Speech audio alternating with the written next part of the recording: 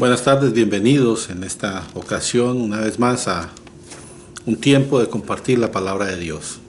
Vamos a tomar un tiempito de oración, pedirle al Señor que nos guíe y que nos hable a través de su palabra santa.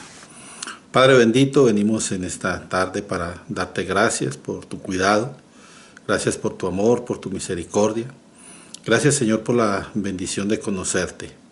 Gracias porque tenemos al alcance de nuestras manos tu palabra, la Biblia, y a través de ella, Señor, tú nos educas, tú nos enseñas cuál es tu voluntad y aún más nos ayudas a conocer las cosas que van a suceder. Te pedimos que tú nos ayudes a ser obedientes a esta palabra, Señor, y que también podamos compartir con aquellos que no te conocen. Bendícenos y guíanos, Señor, para hacer tu obra. Te lo pedimos dándote gracias en el nombre de Jesucristo, nuestro Señor y nuestro Salvador. Amén. Muy bien, vamos a continuar en el recorrido que hemos estado haciendo acerca de los temas proféticos, cosas que van a suceder. Ya hemos hablado anteriormente del arrebatamiento, la resurrección de los creyentes, la transformación de los que aún vivan cuando sea el rapto. También hablamos un poquito de los cuerpos glorificados y en la última grabación estuvimos hablando acerca de los 7 sellos. Empezamos con el tema de los 7 sellos y hablamos de los 2 primeros. Para eso nosotros leímos primero en el libro de Mateo capítulo 24 y versículos 3 al 8. Allí está el Señor Jesús hablando con sus discípulos y dice la palabra, Mateo 24, 3 al 8, y estando él sentado en el monte de los olivos, los discípulos se le acercaron aparte diciendo, dinos, ¿cuándo serán estas cosas y qué señal habrá de tu venida y del fin del siglo? Respondiendo Jesús les dijo, mira que nadie os engañe, porque vendrán muchos en mi nombre diciendo que yo soy el Cristo, y a muchos engañarán. Y oiréis de guerras y de rumores de guerras. Mirad que no os turbéis, porque es necesario que todo esto acontezca. Pero aún no es el fin. Porque se levantará nación contra nación y reino contra reino. Y habrá pestes y hambres y terremotos en diferentes lugares. Y todo será principio de dolores. Entonces, la semana pasada hablamos de los 2 primeros caballos, cuando abrió el primer sello. Ya vamos a el libro de Apocalipsis, capítulo 6. Dijimos que cuando él abrió el primer sello, apareció un jinete en un caballo blanco. Dimos la explicación de quién es ese jinete en ese caballo blanco y cuál es el propósito que cumple. Igualmente, cuando abrió el segundo sello, vimos que iba un jinete en un caballo rojo. También dimos la definición a qué se refiere ese caballo rojo y cuál es su propósito. También dijimos que cada vez que se rompía un sello, entonces uno de 4 seres vivientes que están allí en la presencia del Señor y donde Juan está siendo testigo de todo lo que está sucediendo, dice que habían 4 seres vivientes y cada uno de ellos, cada vez que se rompe un sello, va y llama al juicio. La Biblia dice que el ser viviente decía, ven y mira, y nosotros explicamos que ese y mira en realidad no está en el original, simplemente se agregó para dar la referencia o para hacer entender de que Juan estaba mirando, porque Juan no iba a estar yendo y viniendo cada vez que un ser viviente hablaba o cada vez que se abría un sello. La que dice el original es ven, y cuando se decía ven salía el juicio. Entonces la misión en sí del ser viviente era llamar el juicio que estaba siendo proclamado en el momento, y salía el juicio en ese momento.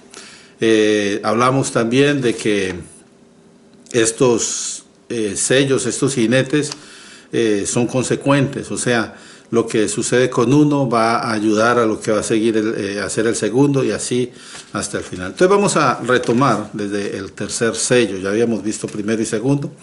El tercer sello. Entonces en el libro de Apocalipsis capítulo 6 y versículos 5 y 6 dice: cuando abrió el tercer sello, oí al tercer ser viviente que decía: ven y mira. Y miré, y he aquí un caballo negro, y el que lo montaba tenía una balanza en la mano. Y oí una voz de en medio de los seres vivientes, de los 4 seres vivientes, que decía: 2 libras de trigo por un denario, y 6 libras de cebada por un denario, pero no dañéis el aceite ni el vino. Lo primero que tenemos que hacer para nosotros poder descubrir el propósito de este jinete y tratar de saber qué es lo que va a hacer, tenemos que mirar detalles que se destacan precisamente en la presentación del juicio. Cada uno de estos sellos es un juicio, ¿verdad?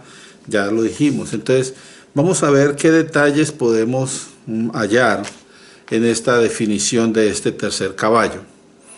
Lo primero que vemos es que este jinete traía una balanza en la mano, y es cosa interesante, ¿no? Porque normalmente un jinete en un caballo trae bien sea una espada, trae una lanza, trae un arco, un arma, ¿verdad?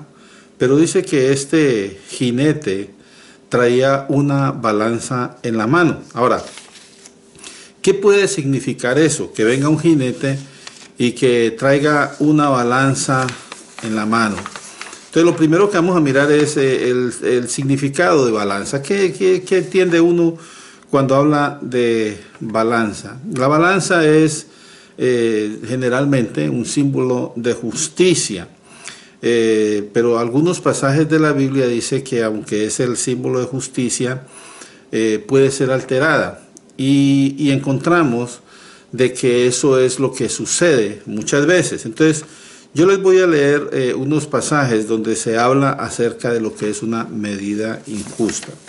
Antes de llegar allá, explico un poquito qué es una balanza. Una balanza son 2 platicos que están puestos a los extremos de una vara arriba, y esta en la mitad tiene una agujita que apunta hacia arriba. Cuando están balanceados, entonces la aguja está central con vamos a decir, lo que lo sostiene del puro centro a la balanza. Entonces sucede que cuando se va a pesar, se coloca en un lado de la balanza, en uno de los platicos se coloca un peso, y en el otro lado se pone el artículo que se vaya a vender, un grano o arroz o no sé, lo que sea que se vaya a vender. Entonces cuando se balancea, o sea, las 2 balanzas y la agujita queda justo en el centro, nos damos cuenta que lo que se echó en el plato pesa exactamente igual a lo que está en el peso, en el otro platico. Entonces, teniendo eso en cuenta, vamos a mirar un par de versículos que nos ayudan a darnos cuenta, o confirmar más bien, de que las balanzas se alteran. Lo primero está en el libro de Proverbios capítulo 16 y versículo 11. Allí dice: peso y balanzas justas son de Jehová. Entonces cuando dice que hay un peso y una balanza que es justa, o sea que siempre el peso que se busca allí es exacto, son del Señor.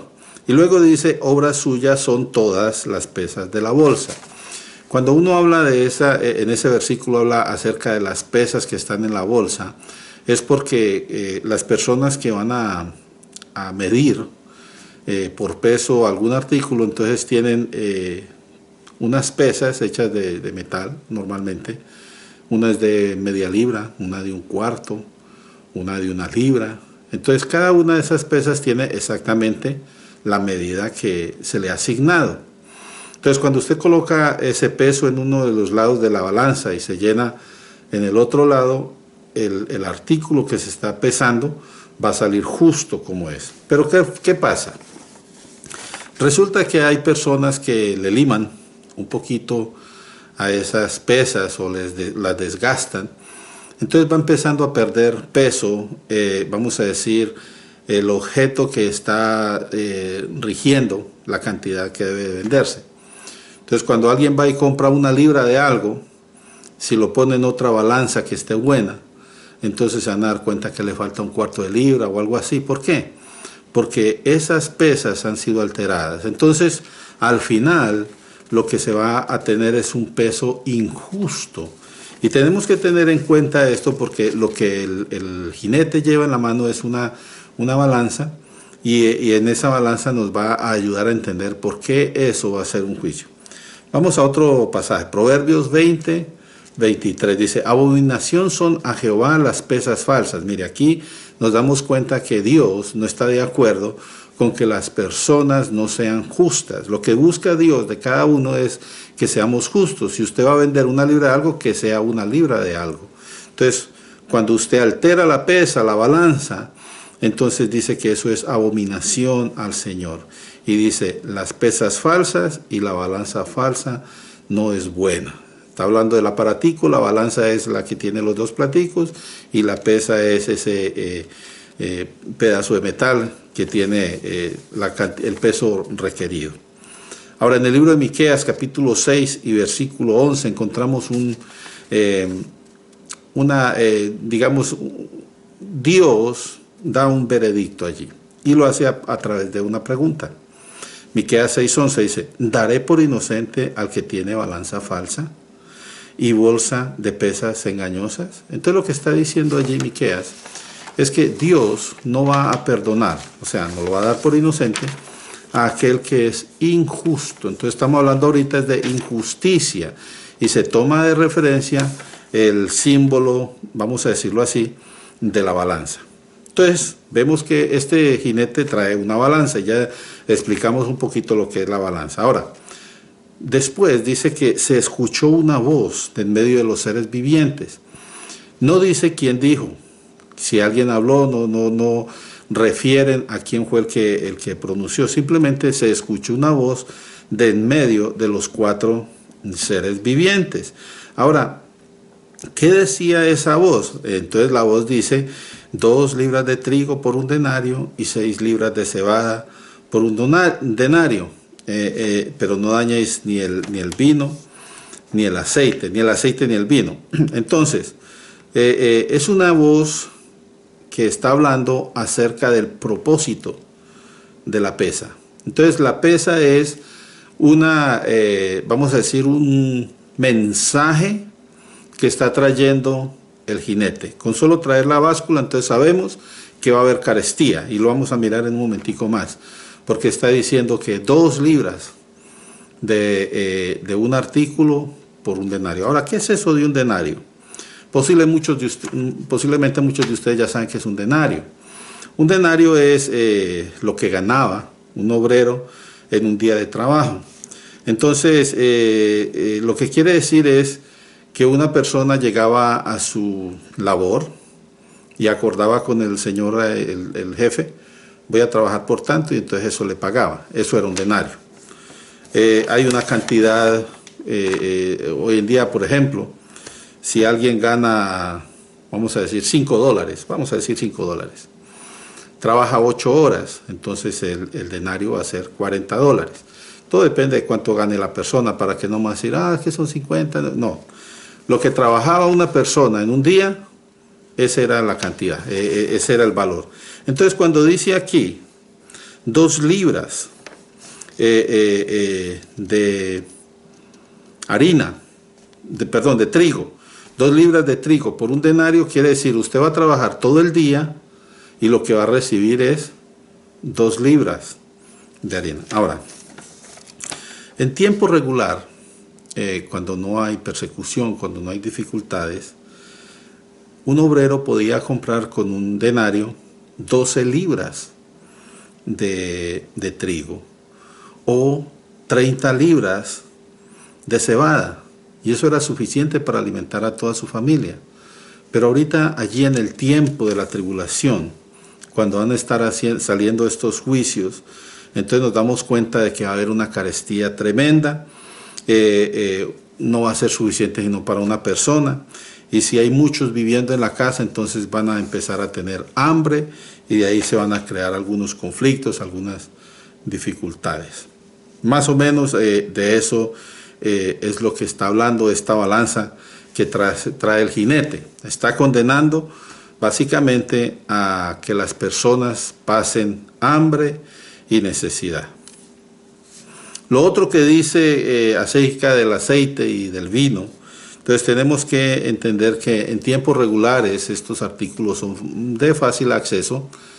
Normalmente todas las personas, si usted lee en la Biblia, tenían aceite. El vino es un poquito más de lujo, vamos a decir, pero normalmente todos tenían vino. Si usted se acuerda, la viuda de Sarepta, cuando llegó el profeta allí, ella tenía aceite y tenía trigo para hacer harina, para hacer tortas. Entonces, son artículos que no se van a alterar en precio. Pero ¿qué hace uno con aceite y con vino cuando la necesidad es hambre? O sea, la necesidad es de comer. Por eso se habla que el trigo y la cebada van a estar muy caras, aunque va a haber vino para tomar y aceite, pues no sé qué va a poder uno hacer con 1 litro de aceite cuando tiene mucha hambre. Pero de todas maneras, estoy tratando de poner en perspectiva lo que dice este pasaje, y es que posiblemente va a haber personas que son adineradas y van a tener la oportunidad de comprar el trigo y la cebada sin problema, pero igual, con los días, eso se va a agravar a tal modo que los ricos también van a pasar necesidad. Entonces va a ser una situación difícil, una situación donde ricos y pobres van a estar pasando una necesidad. Ahora, lo que representa entonces, tenemos que mirar al libro de Mateo, el pasaje que leímos al principio, en el versículo 7, Mateo capítulo 24, versículo 7. Dice el Señor Jesús que se levantará nación contra nación y reino contra reino. Lo hablamos la semana pasada, esas son las guerras, y va a haber, por causa de la guerra, entonces van a empezar a haber necesidades, va a haber falta de alimentos. Y luego dice que habrá pestes y hambres y terremotos en diferentes lugares. Entonces cuando llegamos y miramos las pestes y las hambres, entonces nos vamos a dar cuenta de que va a haber necesidad. Ahora, acerca de los terremotos, lo voy a aclarar un poquito más adelante, porque está eso allí también. Entonces, recopilando un poquito, la guerra que trajo el segundo jinete, acuérdense que estos juicios son, va uno siguiendo al otro. Entonces, la guerra que trajo el segundo jinete hace que venga escasez, porque ya no va a haber forma de que la gente cultive, ya van a haber dificultades para transportar el alimento, y entonces nos encontramos con una situación, y es una situación que está puesta en la palabra de Dios. En el Antiguo Testamento encontramos una frase que dice pan por peso, y eso hace referencia a la escasez. Eso es parte de las profecías en el Antiguo Testamento, y se las voy a leer allí en el libro de Levíticos, capítulo 26, versículo 26. Dice la Biblia, Levítico 26, 26, cuando yo os quebrante el sustento de pan, oiga esto, cocerán 10 mujeres vuestro pan en un solo horno, y os devolverán vuestro pan por peso. Y luego dice, y van a comer y no se van a saciar. Entonces imagínense cómo va a ser la situación. 10 mujeres van a cocinar pan y no van a usar sino un solo horno. Entonces a uno se da cuenta que es muy poquita la cantidad, y las personas no van a poder decir, bueno, me va a aventar 2, 3 panes, no, un pedacito. Van a estar ahí es donde una migaja de pan va a costar, va a ser algo que uno va a añorar. Y yo me pongo a pensar que en la actualidad uno ve como algunos papás le dan a sus hijos cantidades alarmantes de alimento que un niño no se va a comer, y este niño nomás zapotea, o sea, medio come un poquito y lo demás se tira a la basura. Mire, uno tiene que ser agradecido con Dios, con lo que el Señor pone en nuestra mesa, y uno no tiene que derrochar Gracias a Dios tenemos todavía alimento. Pero póngase a pensar en cuántas personas en el mundo están pasando dificultades, cuántas personas en el mundo están pasando hambrunas. Y usted está criando en su hijo un sentimiento de derroche. No importa si no lo quiero, lo tiro. Uno tiene que aprender a apreciar esas cosas que el Señor nos da. Hay otro pasaje en el libro de Ezequiel, capítulo 4, versículos 16 y 17. Dice allí: me dijo luego, hijo de hombre, he aquí quebrantaré el sustento de pan en Jerusalén y comerán, otra vez aparece allí la frase, pan por peso y con angustia. Y luego dice, y beberán agua por medida y con espanto, para que al faltarles el pan y el agua, se miren unos a otros con espanto y se consuman en su maldad. Mire, esto es bien tremendo, porque va a haber un momento en el que todavía alguien va a tener su... No, todavía tengo una reservita, y cuando se acabe esa reserva y empiece a escasear y a faltar, entonces ahí es donde va a venir el consumirse los unos a los otros. Entonces van a haber conflictos y van a haber saqueos y van a haber robos y la gente va a estar peleando para arrancar un pedazo de pan de alguien más. Hay unas historias tremendas en la Biblia. En una ocasión estaba sitiada la ciudad y hay una historia donde dos mujeres se pusieron de acuerdo que una iba a cocinar el hijo un día y la otra iba a cocinar el hijo de ella el otro día para comer, pero la otra no quiso cocinarlo. Entonces llegan hasta ese extremo y el rey se rasgó los vestidos y dijo, ¿qué es todo esto? Llega uno al extremo.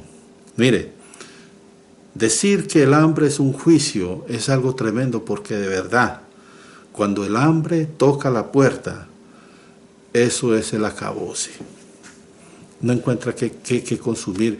La gente se desespera. En el mismo hogar, ver los niños llorando porque no hay comida. Yo pienso en esto y digo, ¿por qué no buscar de Dios antes de que venga el Señor, para que cuando venga nos podamos ir con Él y no tener que sufrir estas penalidades?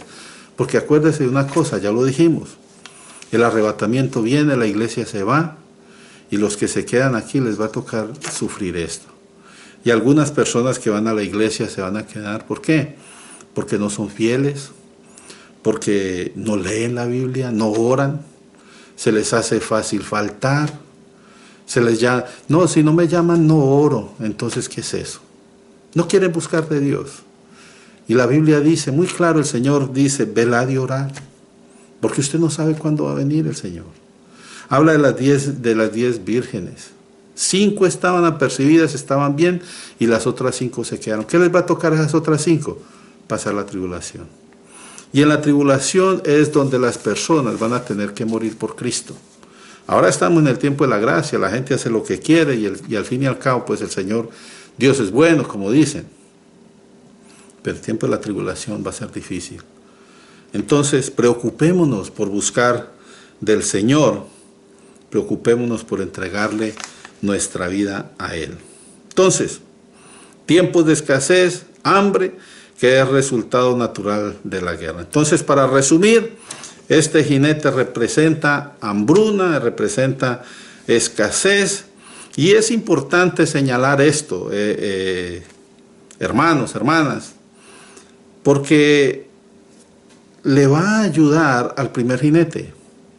Nosotros hablamos, el primer jinete es el anticristo. Ahora, el anticristo viene buscando tener el poder y el control mundial. Ahora, él tiene forma de conseguir el alimento. Y entonces cuando hay mucha necesidad, él viene a la gente y les va a ofrecer lo que se llama alimento para todos. O sea, ¿quieren alimentos? Yo se los voy a proveer. Porque él va a tener, ya lo dijimos en las anteriores charlas anteriores, él va a tener poder económico, va a tener poder religioso y va a tener poder político. Y entonces, por su poder económico, él va a poder traer mucho pan, mucho alimento, y le va a decir a la gente, ¿ustedes quieren pan? Entonces todos van a decir, claro que sí, queremos pan, lo deseamos, y aquí vamos. Y le dice, sí señor, yo les voy a dar pan, pero ustedes primero tienen que dejarse poner una marca. Ahí es donde aparece la marca, hermanos. La marca no tiene nada que ver con la vacuna, la marca no tiene nada que ver con un chip que le quieren poner a la gente. La Biblia no habla de chips, porque esos son cosas que han salido últimamente. La Biblia también habla de que la ciencia prosperará, va a haber mucha progreso científico. Entonces son cosas que van a suceder. La situación es que la marca de la bestia va a pasar cuando esté la bestia, porque la bestia es la que va a poner la marca. Entonces, si no está la bestia, todavía no va a haber marca, ¿sí? Entonces, sucede que va a haber muchos que se van a dejar poner la marca, bien sea en la mano derecha o en la frente, el número de la bestia, el nombre de la bestia o la marca de la bestia, como lo quieran llamar, así aparece en la palabra de Dios.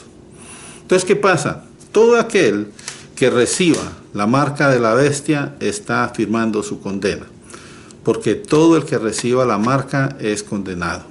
Ese se pierde, así dice la Biblia. Lo vamos a leer. Vamos a leer un par de pasajes donde dice que el control de esta persona, el anticristo, va a ser tal que él va a controlar quién compra y quién vende, quién puede negociar, y eso es a través de esa marca. Entonces allí en el libro de Apocalipsis capítulo 13, usted lo puede leer completo, yo nomás le voy a leer un par de versículos donde habla precisamente de eso que estoy diciendo. Dice allí, y hacía que todos, pequeños y grandes, ricos y pobres, ¿se da cuenta que ahí entran todos? Libres y esclavos, se pusiesen una marca en la mano derecha o en la frente, y que ninguno pudiese comprar ni vender, sino el que tuviese la marca o el nombre de la bestia o el número de su nombre.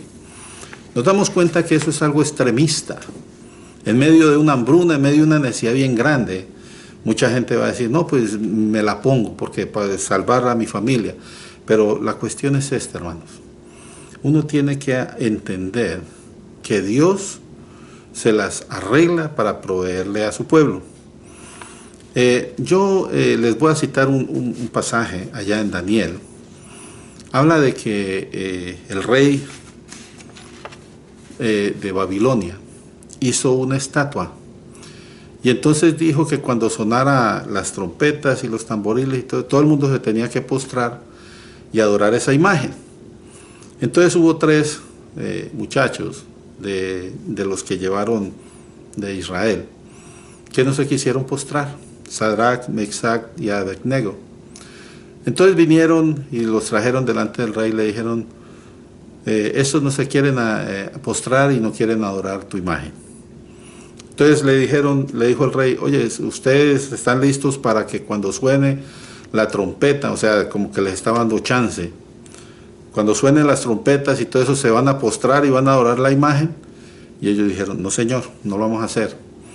Y si usted piensa que algún Dios los puede librar de mi mano, y mire qué interesante lo que ellos contestaron.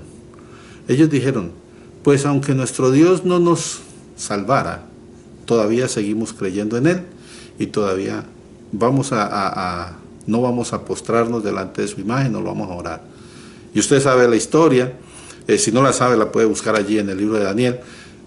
Los tiraron al horno de fuego ardiendo. Es más, los que los tiraron, dice que el fuego era tan grande que los mató, y de allá los sacó el Señor. Es una historia tremenda que nos enseña cómo va a estar la situación. Vamos a tener que básicamente morir por Cristo. Las personas que se queden aquí en la tribulación van a tener que morir para poder salvarse. Apocalipsis 20 también habla de eso, dice, y vi tronos y se sentaron sobre ellos los que recibieron facultad de juzgar, y vi las almas de los decapitados por causa del testimonio de Jesús y por la palabra de Dios. Y mire aquí lo que dice, los que no habían adorado a la bestia ni su imagen, y que no recibieron la marca ni en sus frentes ni en sus manos, y vivieron y reinaron con Cristo 1000 años. ¿Se da cuenta?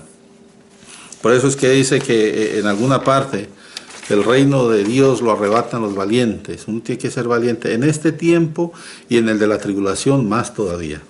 Ahorita, gracias a Dios, la persecución no es mayor, pero en ese entonces usted va a estar vigilado. Todo el mundo, por eso dice, los padres entregarán a los hijos a los padres, porque tendrán miedo de lo que les puede hacer el anticristo. Nos damos cuenta, pues, de que es una situación caótica, la necesidad de alimentos y la forma en que el anticristo usa esto para ganar poder, autoridad sobre todas las naciones.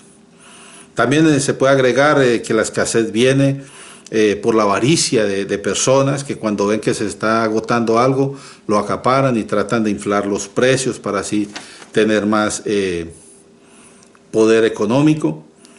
También cuando hay explosión obrera, o sea, los ponen a trabajar por menos y nunca les aumentan. Y lo que habla ya en el versículo de Mateo que leímos, de los terremotos, eso hace referencia a los desastres naturales. Desastres como las sequías, los incendios forestales, inundaciones. Aquí en Estados Unidos ocurre las heladas, tsunamis, terremotos. Estos son cosas, son fenómenos naturales que afectan las cosechas, afectan el transporte de los alimentos y al final no llega fácilmente al cliente final, al consumidor. Entonces en esas condiciones traer la provisión a la casa se hace cada vez más difícil. ¿Y qué sucede con eso? Empieza a crearse angustia, empieza a crearse caos en la población desde el mismo hogar, hermanos. Y por la escasez de alimento, entonces viene la desnutrición. Por la desnutrición se debilitan los cuerpos y ante la debilidad las enfermedades cobran más poder y llegan a hacerse epidemias, que son resultado posiblemente del consumo de alimentos descompuestos, la gente tratando de comer algo de balas, basureros, quién sabe. Hubo una plaga en la Edad Media, por ahí del siglo XIV, se llamaba la plaga negra, y era precisamente había tanta escasez de alimentos que las ratas se multiplicaron y esas ratas se llenan de pulgas y las pulgas picaban a las personas. Hubo una mortandad tremenda. Usted puede buscar eso, ese dato. Tercer caballo, entonces, hambruna, escasez, va a ser una cuestión tremendamente fea. Y resulta que todavía falta otro. Cuarto sello, caballo amarillo. Está en Apocalipsis capítulo 6, versículos 7 al 8. Dice allí, cuando abrió el cuarto sello, oí la voz del cuarto ser viviente que decía, ven y mira. Miré, y he aquí un caballo amarillo, y el que lo montaba tenía por nombre Muerte. Aquí nos da el nombre del jinete. Y el Hades le seguía, y le fue dada potestad sobre la cuarta parte de la tierra, mire, para matar a espada, con hambre, otra vez el hambre, con mortandad y con las fieras de la tierra. Entonces, para avanzar un poquito, miramos los detalles de este pasaje. Primero vemos que el caballo es amarillo, y aunque la palabra que se tradujo originalmente allí es verde, lo que significa es que el color de este caballo era como un amarillo verdoso, ¿verdad? Y es el aspecto que dan las personas cuando mueren por pestes, porque la palabra que se traduce allí como muerte también puede significar peste. Entonces el caballo era así como amarilloso más bien. También dice que el Hades le seguía. Nosotros sabemos, bueno, la Biblia explica, el Hades es el lugar de los muertos o la tumba, pues, donde las personas están sepultadas. Entonces toda la idea de que como una carroza fúnebre va detrás de la muerte recogiendo las víctimas que la muerte va tomando adelante, ¿verdad?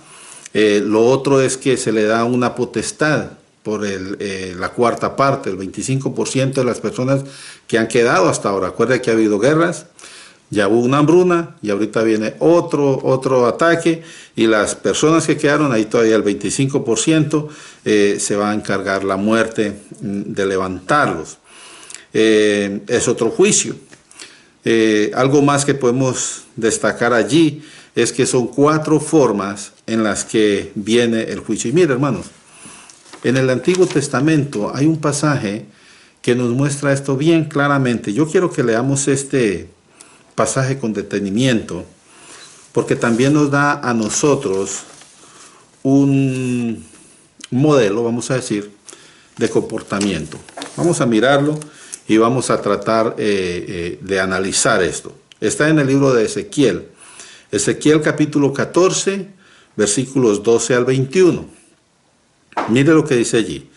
Vino a mí palabra de Jehová diciendo: Hijo de hombre, cuando la tierra pecare contra mí, rebelándose, mire que está hablando acerca de la tierra, pecare contra mí, rebelándose pérfidamente, y extendiere yo mi mano sobre ella, y le quebrantare el sustento del pan. Mire, ahí viene la primera arma, el sustento de pan, y enviare a ella hambre, y cortare de ella hombres y bestias, y estuviesen, oiga esto, si estuviesen en medio de ella 3 varones, Noé, Daniel y Job. Ellos, o sea, Noé, Daniel y Job, por su justicia librarían únicamente sus propias vidas, dice Jehová el Señor. O sea, por lo que ellos son justos, ellos no serían afectados por la hambruna que está diciendo el pasaje allí. Ahora, dice el versículo 15, y si hiciere pasar bestias feroces, ahí vienen las bestias, ¿se acuerda que son 4 armas? Una de ellas son las bestias. Si hiciere pasar bestias feroces por la tierra y la asolaren, o sea, mataran a mucha gente, y quedare desolada, y de modo que no haya quien pase a causa de las fieras. Y esos 3 varones, Noé, Daniel y Job, dice, si esos 3 varones estuvieran en medio de la tierra, acuerde que está llena de fieras por todas partes, dice, vivo yo, dice Jehová el Señor, que ni a sus hijos ni a sus hijas librarían, solamente ellos serían librados y la tierra quedaría desolada. O sea, por la justicia de ellos, ellos se librarían. Y mire que la justicia de ellos no ayuda ni a los hijos, ni a las hijas, ni a la familia, porque el Señor dice, la salvación es individual. Cada quien tiene que venir delante del Señor, arrepentirse, entregarle su vida a Él para que lo salve.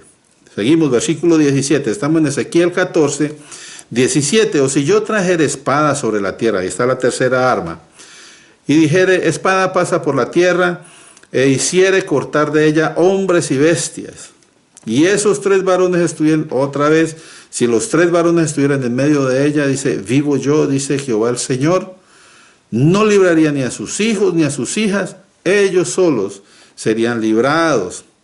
Y eso otra vez por la justicia de ellos.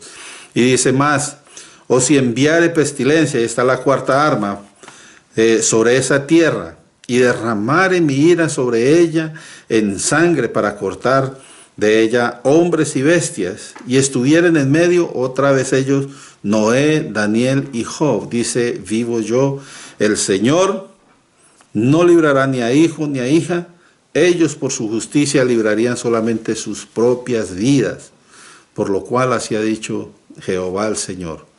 ¿Cuánto más cuando yo enviare contra Jerusalén mis 4 juicios terribles? Y ahí están, espada, hambre, fieras, pestilencia, para cortar de ella hombres y bestias.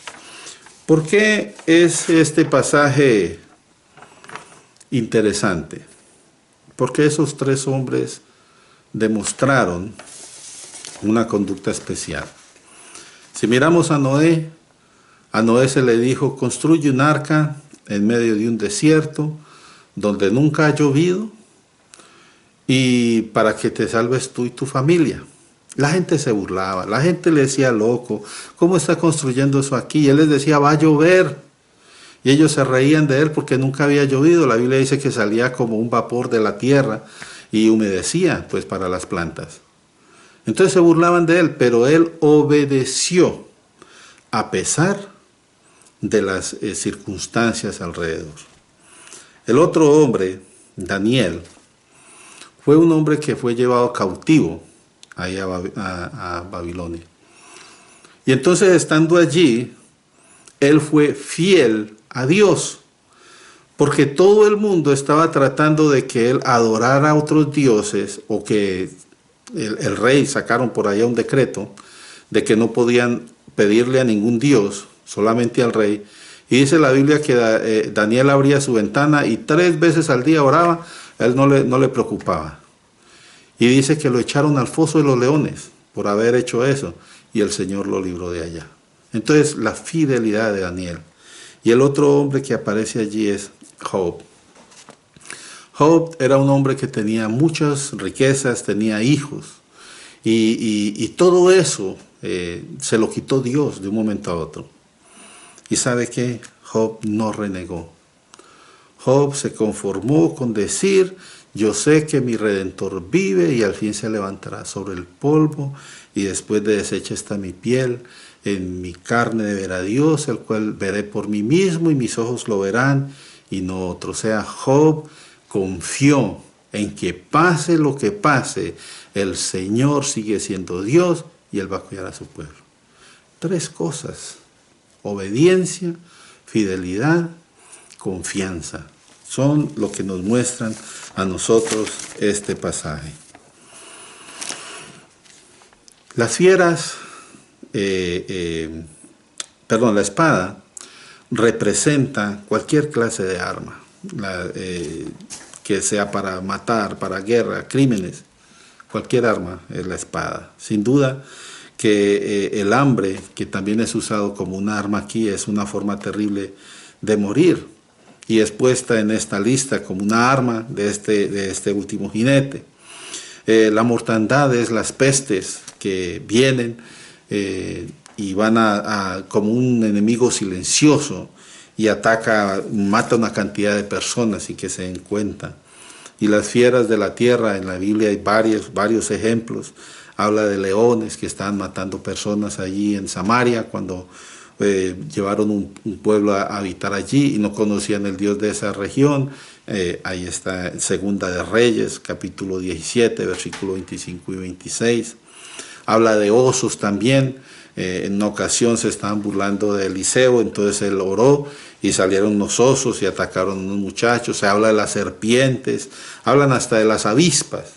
Entonces las fieras, los animales, son usados porque en momentos, por situaciones, por las guerras, los terremotos, la inundación, lo que pueda pasar, estos animales se van desplazando y van llegando a las zonas pobladas, y ahí es donde van a hacer presa de la población, y más si es poca. Entonces, entre menos personas haya, por eso es que empezaron la guerra primero, después vino la peste, y al último viene otra vez la espada con la mortandad del hambre y todo eso. Entonces había poquita gente, se multiplican las fieras. Hay una historia que les quiero compartir para terminar. En el libro de Daniel, se cuenta, en el Daniel capítulo 5, se cuenta la historia de Belsasar. Belsasar era heredero, rey, hijo del rey Nabucodonosor, descendiente de Nabucodonosor, y él tenía una fiesta ahí. Y resulta que en medio de la fiesta se le hizo fácil traer las copas que Nabucodonosor había traído de Jerusalén, que se usaban en el templo. Y con esas copas se puso a beber ahí con sus concubinas y sus invitados y todo. Dice la Biblia que apareció un letrero, una mano, y que empezó a escribir en la pared 4 palabras: Mene, Mene, Tekel, Uparsin. Eso está en el versículo 25, Daniel 5:25. Entonces el rey se aterrorizó a gran modo y no sabía qué podía decir eso. Llamó a sus sabios, llamó a mucha gente que le vinieran y le trataran de interpretar eso. Nadie podía, nadie conocía el idioma ni el lenguaje en que estaba escrito eso ahí. Hasta que la reina le dijo: llame a Daniel, que Daniel sí sabe, porque Daniel en él están los espíritus de los dioses. Entonces llamaron a Daniel y este hombre le ofreció dinero, le ofreció una posición y le dijo: yo no necesito que me dé nada. En realidad yo le puedo decir qué es lo que dice. Y entonces allí en los versículos 26 y 27 dice que la interpretación del asunto es: Mene, contó Dios tu reino, y le ha puesto fin. Ahí lo puso en una balanza, ¿verdad? Te queda el pesado, ahí es donde aparece la balanza. Pesado has sido en balanza y fuiste hallado falto. O sea, no alcanzó su fidelidad, su estar constante a ponerlo en un punto donde fuera aceptado. Y luego dice, Perez, tu reino ha sido roto y dado a los medos y a los persas. La palabra Uparsin es el plural de Perez, porque dice que se ha dividido el reino, uno Pérez, para hacerlo dos reinos de los persas. Entonces aparece allí Uparsin. La aparición de ese mensaje en el muro me lleva a mí a pensar en dos o tres cosas. Primero, uno siempre cosecha lo que siembra. La Biblia dice, no se engañen, Dios no puede ser burlado. Todo lo que el hombre siembre, eso es lo que va a cosechar. ¿Qué está sembrando usted ahorita? ¿Piensa que cuando llegue el Señor a levantar su iglesia, se va a poder ir con Él? ¿O está usted simplemente divirtiéndose con sus amigos, de pronto usando de las cosas que Dios le ha permitido para hacer derroche delante de ellos? Este rey vio una escritura en la pared. Nosotros tenemos una escritura en la mano. Es la palabra de Dios. La pregunta es, ¿qué va a hacer usted con eso? ¿Lo va a seguir guardando? ¿Ya no le va a seguir prestando atención? Es necesario. Mire, los tiempos ya están muy avanzados, estamos viendo los últimos tiempos. No sabemos, no les voy a decir mañana, no se sabe cuándo. Pero lo que sí dice la Biblia es, estén vigilantes, porque cuando menos piense, vendrá el Señor. Y deseo que todos estemos listos para que cuando suene la trompeta podamos irnos con Él. De otra manera, viene el tiempo de la tribulación y es algo que en realidad yo no le deseo a nadie. Porque Dios es juez, dice la Biblia, y Él le va a dar a cada uno la retribución que merece. Usted lo puede leer en Romanos 2, 5 al 11. Entonces, la cuestión es esta. Nosotros estamos agradecidos con Dios. Nos ha permitido conocerle. Nos ha permitido saber de su palabra y saber que en Cristo somos salvos. Pero, ¿qué tan fiel está siendo usted al Señor? Es la pregunta que les quiero dejar. Recuerde que el Señor sí va a venir, la trompeta va a sonar, la iglesia va a ser levantada. Y el que no esté listo, aquí se va a quedar. Yo espero que usted sea uno de los que se van con la iglesia, y yo también así deseo, que cuando suene la trompeta podamos irnos con el Señor a glorificarlo por siempre. Y oremos para que no muchos se queden, aunque sabemos que algunos van a quedar. Vamos a orar, démosle gracias al Señor. Padre bendito, en esta noche te alabamos, te glorificamos, Señor, gracias por esta palabra. Oramos, Señor, para que haga el propósito para el cual tú la enviaste. Permite que los que la escuchen, Señor, tengan la posibilidad de asimilarla y obedecer al llamado, venir a tus pies, buscarte a ti. Tú eres el dador de la vida, tú eres quien puede librarnos, Señor, de estas situaciones que sin duda van a pasar. Gracias, Señor, porque ya te conocemos, te tenemos en nuestro corazón. Tú has escrito nuestros nombres en el libro de la vida. Pero, mi Dios, nuevamente seguimos clamando por aquellos que todavía no se han decidido venir a ti. Bendícenos, Señor, y mientras estemos en este cuerpo, ayúdanos a seguir proclamando el Evangelio. Te damos gracias en el nombre de Jesucristo, nuestro Señor y nuestro Salvador. Amén. Que la paz del Señor esté con todos ustedes. Dios les bendiga.